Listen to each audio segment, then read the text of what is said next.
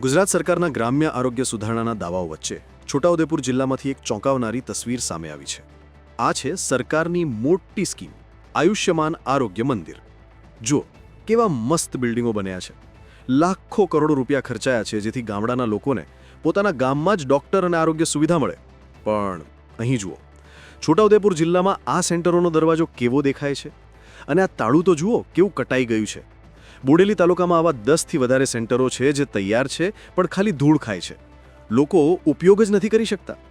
નાના અમાદરામાં લોકો આજે પણ 4 કિલોમીટર દૂર ધક્કા ખાય છે. કાશીપુરામાં તો સરપંચ કહે છે કે કોઈ ગર્ભવતી મહિલાને ઇમરજન્સી આવે તો 10-8 ને 3 કિલોમીટર દૂરથી બોલાવવી પડે છે.